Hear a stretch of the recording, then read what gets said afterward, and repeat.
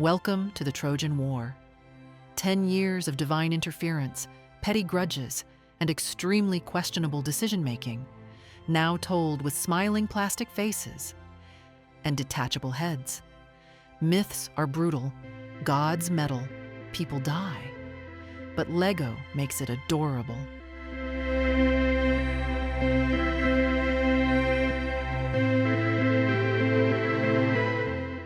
It all starts with a wedding. Everyone's invited, except Eris, goddess of chaos.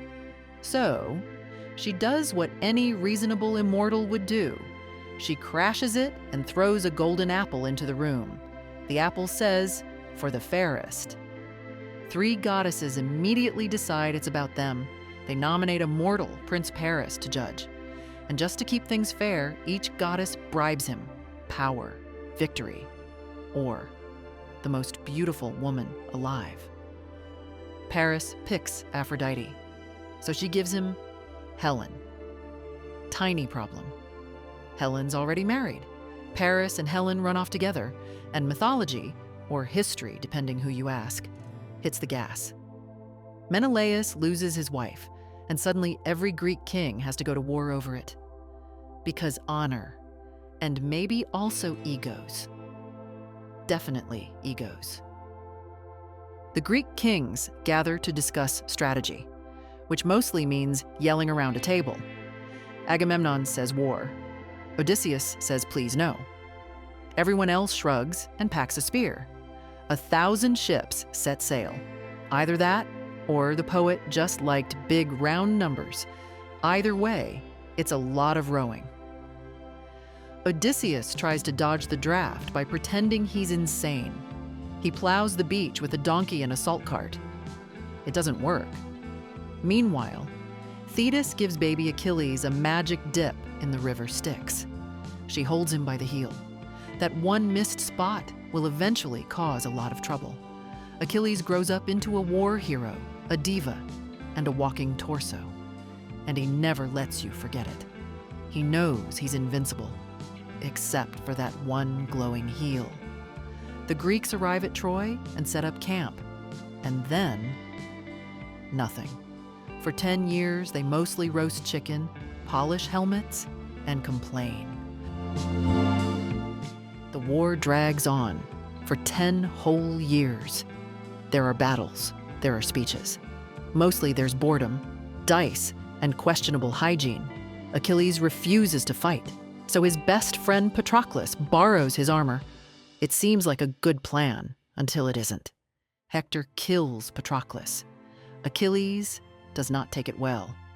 He swears revenge. He glows. He becomes the human embodiment of a boss fight. The 2 greatest warriors meet on the battlefield. Hector, who also happens to be Paris's brother, is fighting for glory. Achilles is fighting because Hector killed his emotionally repressed soulmate. Guess who wins? Achilles wins. He's unstoppable, invincible, practically immortal. Except for one small architectural flaw, and like everyone else. Achilles had an Achilles heel. Paris aims, Apollo helps. The arrow hits him right in the glow-in-the-dark, weak spot. And with a tiny click, the greatest warrior in Greek myth comes apart. With Achilles gone, the Greeks are out of ideas. So they try what all desperate men do, tiny models. A war council begins, with someone playing war god using minifigures the size of peas. Confidence is low, despite the helmets. Then Odysseus proposes a new approach. Build something big, hide inside it. Hope no one asks questions. In other words, deception. But make it a giant horse for some reason. It's part strategy, part group hallucination. And somehow it works.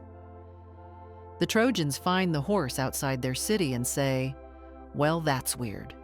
Then they bring it inside anyway. Because nothing bad has ever happened from trusting an anonymous gift on wheels during a 10-year siege.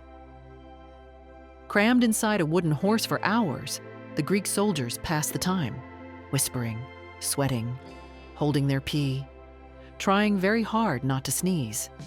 Then, night falls. The trap door opens, and like a very slow, very angry piñata, the Greeks pour out of the horse.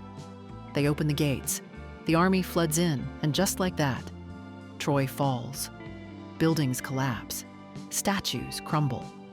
One guy steals a decorative toilet. 10 years of war, all undone by bad judgment and a suspiciously large gift. Morning comes. The smoke settles.